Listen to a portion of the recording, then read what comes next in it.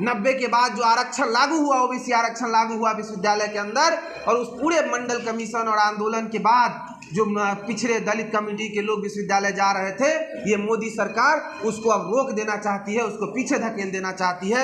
इसीलिए आज हम लोग पूरे देश भर में घूम घूम करके शिक्षा बचाने की लड़ाई और विश्वविद्यालय बचाने की लड़ाई हम लोग लड़ रहे हैं। और ये बात कह रहे हैं कि छात्र नौजवान जिस तरह से 90 में आंदोलन लड़ करके बीपी सिंह और तमाम आंदोलनों के जरिए आरक्षण को हासिल किया था, इस दौर में तमाम ऐसे आरक्षण पे हमले के खिलाफ पूरे देश भर के छात्र नौजवान इकट्ठा होंगे। और आरक्षण और सामाजिक न्याय हमारा सबसे बड़ा अधिकार है। शिक्षा, सबको शिक्षा मिले, सम्मानजनक रोजगार मिले, उसकी हमारा सबसे बड़ा अधिकार है और इसके लिए हम लोग लड़ेंगे और ऐसे मोदी सरकार को गद्दी से बाहर करेंगे।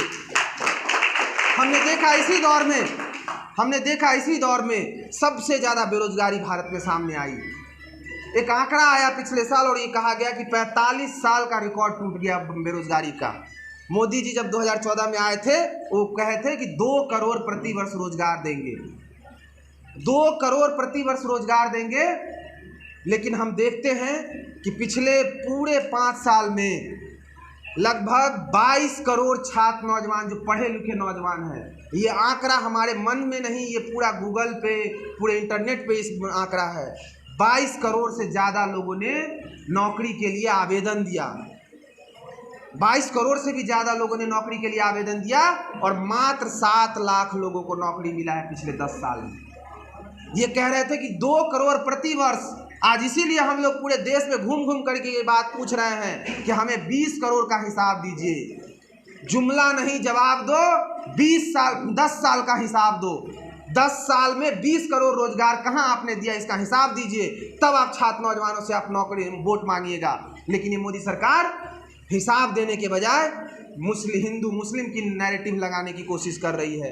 हिंदू मुसलमान में आपस में नफरत की राजनीति करके चुनाव में वोट लेने की कोशिश कर रही है। और इसीलिए ये बात बहुत ज़रूरी है कि इस दौर में सामाजिक न्याय पे हमला, आरक्षण के ऊपर हमला, संविधान के ऊपर हमला, रोजगार के ऊपर हमला जो हो रहे हैं, उसको सामने रख करके इस भाजपा और भाजपा के साथ जो जदयू और तमाम एनडीए के जो दल है, उनसे सवाल पूछे जाने चाहिए। और गली गली, मोहल्ले मोहल्ले में छात्र नौजवानों को सबसे आगे बढ़ करके ये बात पूछना चाहिए कि आपने रोजगार क्यों नहीं दिया, आपने हमें शिक्षा से बेदखल क्यों कर रहे हैं, आप क्यों तमाम जो स्कूल को बंद करने का नीति आ गया है, आप मर्जर करने की नीति आ गई है, विश्वविद्यालय और कॉलेज को मर्ज करने की कोशिश हो रही है। जहां एक तरफ पूरे देश में यह आंदोलन चल रहा था, सरकारी स्कूलों को दुरुस्त किया जाए, सरकारी स्कूलों में शिक्षक दिए जाएं, सरकारी विश्वविद्यालयों में लाइब्रेरी दिया जाए, सरकारी विश्वविद्यालयों में किताबें दी जाए, और तब जाकर के समाज के सारे लोग उसमें पढ़ाई करेंगे। लेकिन इस व्यवस्था को ठीक करने के बजाय, विश्वविद्यालय को, कॉलेज की व्यवस्था को ठीक करने के बजाय, शिक्षकों की बहाली के बजाय, इस देश में मोदी सरकार ने ये कानून ले आया कि जिस विश्वविद्यालय में, जिस कॉलेज में, जिस स्कूल में अगर शिक्षक कम हैं, स्टूडेंट कम आते हैं, वहाँ की व्यवस्था ठीक नहीं है, उसको बगल के कॉलेजेज में, बगल के स्कूल में मर्ज कर दिया जाएगा और बंद कर दिया जाएगा, विश्वविद्यालय बंद कर दिया जाएगा, कॉलेज बंद कर दिया जाएगा, स्कूल। और हम देख रहे हैं कि बड़े पैमाने पे स्कूल मर्ज किए जा रहे हैं। यूपी से लेकर के और भी पूरे बिहार में भी बड़ी संख्या में आ रहे हैं रिपोर्ट, स्कूल के बगल के स्कूल से मर्ज किया जा रहा है। तो ये भारत की आज़ादी के बाद पहली सरकार है जो नई विश्वविद्यालय, नया स्कूल खोलने के बजाय स्कूल को बंद करने की नीति लेकर के आ गई है। और इसीलिए ये बात कहने की बहुत ज़रूरत है। साथियों, इस दौर में जब हम देख रहे हैं, हम लोग लड़ करके बाबा साहेब के संविधान में ये बात राजनीतिक रूप से सबको समानता के अधिकार दिया गया कि एक मजदूर, एक दलित, एक पिछड़े कम्युनिटी से आने वाले लोग या बहुत धन्ना सेठ से लेकर के सारे लोग एक वोट का अधिकार, उसको राजनीतिक बराबरी है, सबके राजनीति का वोट का बराबर मूल्य होगा। और इसीलिए हम लोग उस बराबरी के साथ हम और आगे बढ़ रहे थे। लेकिन हम देख रहे हैं कि जहां पहले वोट देने से वंचित किया जाता था, बूथ कैप्चरिंग होता था, वोट में मजदूरों, दलितों को जाने नहीं दिया जाता था, पिछड़ों को जाने नहीं दिया जाता था, आज अब पूरा सीट को कब्जाने की कोशिश हो रही है।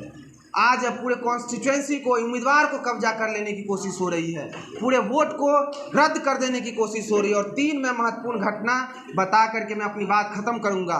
सभी साथी जानते होंगे चंडीगढ़ का चुनाव हुआ, चंडीगढ़ के चुनाव में आप और कांग्रेस की बहुमत थी और आप और कांग्रेस के उम्मीदवार जीत रहे थे, लेकिन ऐसे एन मौके पे वहाँ का जो प्रिजाइडिंग ऑफिसर है उसने आप और कांग्रेस के वोट को रद्द करके भाजपा के उम्मीदवार को जिता दिया। और उसमें सुप्रीम कोर्ट के दखल के बाद वहाँ पे फिर से कांग्रेस का वहाँ पार्षद बना, जो मुख्य पार्षद वहाँ का बना। हम हाल में अभी सूरत की घटना देख रहे हैं, जो एक बड़े पैमाने पे बुद्धिजीवियों में, बड़े राजनीतिक दलों के नेताओं ने ये बात कहना शुरू कर दिया था कि ये 24 के चुनाव के बाद फिर चुनाव होगा कि नहीं होगा, इस पर भयानक एक संशय है। वो चीज़ दिखना शुरू हो गया है। गुजरात के सूरत में किस तरह से वहाँ के जो अपोजिशन में विरोध में जो खड़े, भाजपा के विरोध में जो खड़े कांग्रेस के उम्मीदवार थे, उनको किस तरह से उनका पर्चा को रद्द कर दिया गया। समझ लीजिए, एक बड़े दल के नेता, बड़े दल के उम्मीदवार को बगैर कोई कारण दिए उनके पर्चा को रद्द कर दिया गया। और उसके बाद वहाँ पे जो बाकी निर्दलीय उम्मीदवार थे उनको भी डरा के, धमका के, मारपीट करके, जिसका वीडियो भी सोशल मीडिया पे खूब चला, और उसको धमका करके उसके पर्चे को भी वापस कर लिया गया। और पूरे देश में 4 जून को डिक्लेयर होना है कि कौन जीता कौन हारा, लेकिन गुजरात के अंदर उस सीट पे उसी दिन ये डिक्लेयर कर दिया गया कि भाजपा के उम्मीदवार चुनाव जीत गए। दूसरा हमने देखा मध्य प्रदेश के अंदर इंदौर में किस तरह से पूरे विपक्ष के जो सबसे मजबूत उम्मीदवार थे, कांग्रेस के उम्मीदवार, उसको रातों रात खरीदा गया, उसको धमकाया गया, उसके ऊपर तमाम तरह के FIR और तमाम तरह के बंदिशों को सामने रख करके उनको पर्चा वापस कराया गया। और उसी जगह पे भाजपा उसको ज्वाइन कराया गया और भाजपा के नेता उसको अपने गाड़ी में लेकर के पूरा प्रचारित करने में लग गए कि कांग्रेस के उम्मीदवार भाजपा ज्वाइन कर लिए। हम देख रहे हैं कि ये तमाम ऐसी घटनाएं ये बात को हमें इंगित कर रही है, इस बात को सूचना दे रही है कि 2024 के बाद चुनाव होंगे कि नहीं होंगे, ये बहुत बड़ा प्रश्न है। इसीलिए 2024 के चुनाव को हम किसी भी पहले के आम चुनाव के बराबर नहीं देख रहे हैं।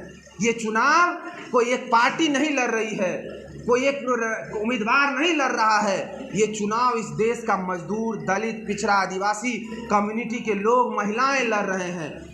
ये चुनाव ये उम्मीदवार संदीप सौरभ जी नहीं लड़ रहे हैं, या किसी जगह दूसरे जगह पे RJD या बाकी दल के लोग नहीं लड़ रहे हैं। हमारे देश को बचाने की लड़ाई है। ये चुनाव एक MP चुनने का लड़ाई नहीं है, ये संसद और प्रधानमंत्री चुनने का लड़ाई नहीं है। वो तो हम लोग चुन ही लेंगे, लेकिन ये चुनाव ये दिशा तय करेगा, ये बताएगा कि देश में संविधान रहेगा कि नहीं रहेगा, 24 के बाद आरक्षण रहेगा कि नहीं रहेगा, न्यूनतम मजदूरी रहेगी कि नहीं रहेगी, महिलाओं के अधिकार रहेंगे कि नहीं रहेंगे। हम देख रहे हैं कि लगातार महिलाओं के ऊपर दमन इस दौर में, भाजपा के दौर में सबसे ज़्यादा बढ़ा है। BHU बगल के यूनिवर्सिटी बनारस में है, आप सब लोग जानते हैं, उसके अंदर महिलाओं के साथ रेप किया गया और उसमें भाजपा के नेता शामिल थे। कठुआ कश्मीर के अंदर भाजपा के नेताओं ने रेपिस्टों के पक्ष में रैलियां निकाली, चूंकि वो भाजपा के नेता था। हमने देखा कि अभी एक रेवन्ना नाम का सांसद जो कर्नाटक के अंदर JDS जो भाजपा के घटक दल हैं, उसके सांसद सैकड़ों महिलाओं को रेप किया और उस सांसद उसको चुनाव लड़ाया गया और उसका प्रचार में भारत देश का प्रधानमंत्री प्रचार किया उसका। और उसके बाद चुनाव के बाद वो उसका जब वीडियो लीक हुआ, उसके जो पूरे करतूत है वो बाहर आए, उसको विदेश भेज दिया गया और पूरी भाजपा, पूरा JDS आज उसके पक्ष में खड़ी है। तो ये भाजपा का इतिहास है। तो इसीलिए तमाम ऐसे लोग, समाज के लोग आज इस देश को बचाने की लड़ाई लड़ रहे हैं। एक एक वोट इसीलिए ज़रूरी है कि देश को बचाने, संविधान और लोकतंत्र को बचाने के लिए दिया जाए। और सभी साथियों से हम अपील करेंगे कि हम सब इसमें कैंडिडेट हैं, सिर्फ एक संदीप सौरभ कैंडिडेट नहीं है, इसमें सारे हॉल में मौजूद ऐसे तमाम लोग जो इस बात को समझ रहे हैं कि 2024 का चुनाव क्यों ज़रूरी है, क्यों इतना इम्पोर्टेंट है कि इसको अपने पक्ष में किया जाए। इंडिया गठबंधन के तमाम दल जीते और जो इंडिया गठबंधन के लोगों ने वादा किया है, जो महागठबंधन के तरफ से तेजस्वी जी ने वादा किया है, कांग्रेस ने जो वादा किया है कि पूरे देश में करोड़ों नौकरियां की बहाली हम करेंगे, महिलाओं के लिए लाखों जो योजनाएं चलाएंगे, तमाम इस घोषणाओं को हम एक एक लोगों के बीच लेकर के जाएं, एक एक छात्र नौजवानों के बीच लेकर के जाएं और तमाम RJD, माले, CPI, CPM, आप तमाम जो दल हैं वो सभी अपने अपने एजेंडे के साथ एक एक लोगों से हम लोग बात करें। खास करके छात्र नौजवान साथियों से हम अपील करेंगे कि आप सबसे ज़्यादा इस चीज़ के भुक्तभोगी होंगे। आने वाले दौर में आपसे शिक्षा रोजगार छीन लिया जाएगा और नफरत की आग में झोंक करके पूरे देश में नफरत के आधार पे समाज को बांट देने की कोशिश होगी। इसीलिए हम सब लोग इस बात को समझ रहे हैं। इसीलिए दिल्ली से लेकर के देश के अन्य हिस्से से, आज बिहार से, गांव-गांव में छात्र नौजवान लगे हुए हैं। आप लोग भी लगिए, आइए सामने और इस बात को मजबूती से कहिए। बहुत बहुत शुक्रिया, बहुत धन्यवाद।